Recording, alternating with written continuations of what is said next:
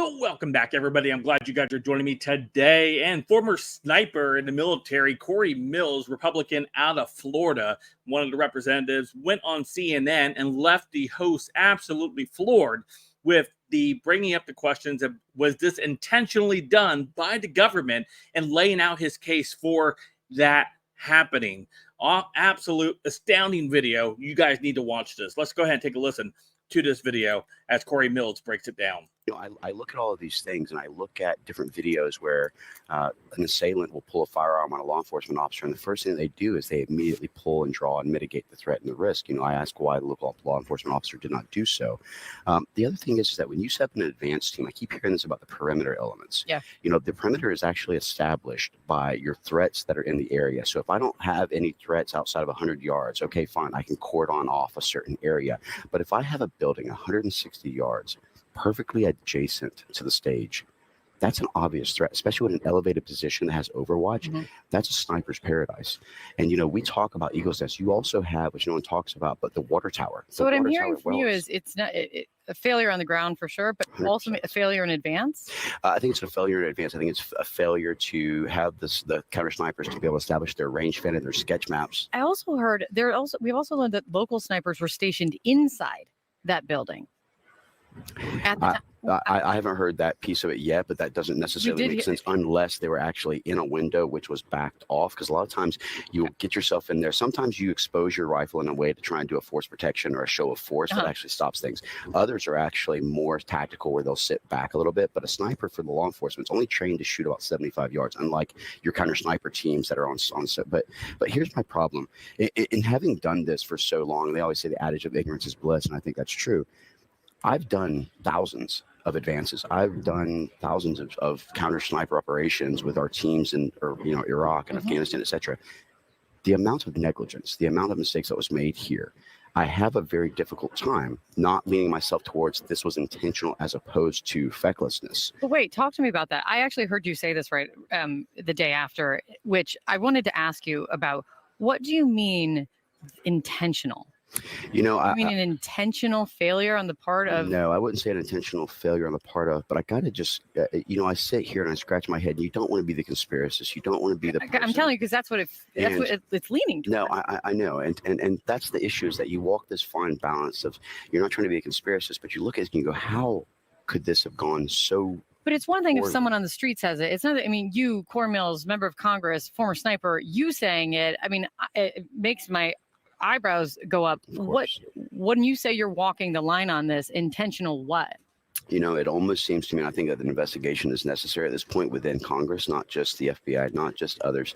I look back at it and I'm thinking, all right, for an individual, if you looked at the escalations and how they are trying to approach him, let's just say that it was like, okay, first we want to censor and silence you, then we want to indict and imprison you. Now we're attempting to kill you and take. Whoa. Let's slow down. Please.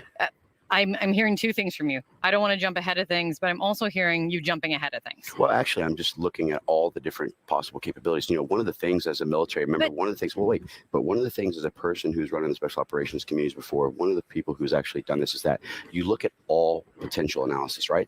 Donald Trump and his team have said, No, I agree. Dial it back. Do not blame this on Joe Biden. Oh, well, actually, I didn't say Joe Biden, to be completely Who's the clear. they then? Let's be very specific. Well, that's what the investigations do. Was it local law enforcement that had made the mistakes, or was there something to it? Was there other types of things that we need to be analyzing or looking at and providing analysis? My point is that when something's so significant, you're talking about something that hasn't happened in decades, right? I totally. But my point is this: from a perspective of someone who's actually conducted these are not difficult advances. This is not like I'm putting together a stage placement in a tight shot. This is about looking at your surroundings. What is my green, yellow, and red route, which is your routes out in case? What is my actual elements that I need to be looking at as far as mitigating threats or risks or increased levels? Where's my range fan for the sniper that says, okay, here's my 100, my 200, my sketch. Here's an area where someone could shoot. Because here's my thing. So you're Let's saying, just say it's a Royce element. You're saying this is so basic that how big the screw up was, that's what's leading your brain down this road? That's exactly right, in a way. Look, but because here's the other thing. Let's just say it's a resource. Tom Emmer was just on with me, and he said very specifically to me, I wrote it down. Mm-hmm. He said very clearly, it is too early to be talking about who is at fault and who is responsible. That's why an investigation is necessary. is it not dangerous? Is it not reckless to even be throwing around the word intentional like that? So to question things as we do an investigation is recklessness, because at that point, then should we never question anything? My point is this. I'm not trying to be PC. My point is in the political environment that we are in. What would it have taken? Right? Let's just say that resources was limited. Let's go with that as a reasoning.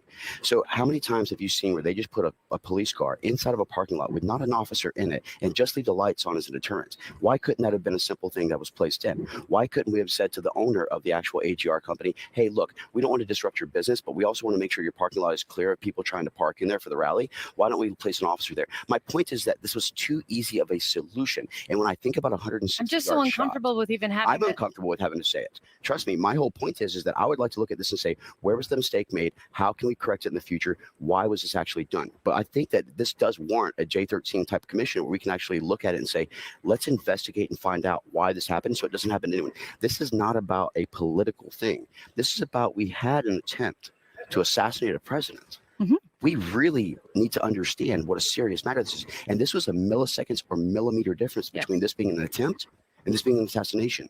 And I can tell you, at 160 yards, okay, just to give you an idea, your off-the-shelf rifle shoots what they call 1 minute of angle at every 100-yard line. So at 100, it's 1 inch, 200, 2 inches, etc. So now you're talking about 1.6-inch grouping capability of a rifle off a manufacturing line. Your average human being, because we used to do this in understanding sniper training, you're 20 inches shoulder to shoulder, 40 inches head to waist, and you're 6'8" in your average head size. These are kind of the dimensions that you look at as an average. You're talking about a 1.6-inch grouping for multiple shots on a basic rifle. We're blessed, and I do believe in divine intervention, so I am a person of faith. I can't explain one. I hope that it was a corrugated roof and maybe he slipped off on one of the edges of the corrugated roof or he was rushed. But the whole thing, I think, just needs to have a better explanation so that the American people and everyone can feel comfortable. And I think that's why people are saying pump the brakes, because we've seen conspiracy theories, honestly, on the right and the left. I just said Donny O'Sullivan on that it's already going like wildfire. This is the kind of political environment that they're saying it's too hot and people are jumping to too many conclusions. Well, that's why I am so uncomfortable. As a military member, one of the things that we do is we what if scenario everything in the world, right? That's how I know, but I don't know. I'm just saying, if it's the what ifs that you talk about maybe in an investigation, and the what if that you are presenting on live television, I don't know. It's just, well, so listen, I'm a public official. Yes. Anything that I do, anything that I say in the public. I don't try and hide it in private. I think that the American people need transparency, accountability, and accessibility to the elected officials, not to try and hide behind what we want to look at. And I also think that if the American people know that we're questioning these things as well, it puts them at rest to at least know, why aren't they at least looking into this? Why we should look at every single situation which is of this significance. We should look at it from multiple angles to ensure that nothing is left out, nothing could be potentially claimed as being covered up. We need to have more transparency to the American people, and I think that's what everyone deserves. But a full investigation. Full investigation. Before anyone That's right. points at fault. That's exactly right. And that's why I say I have not made an accusation of something.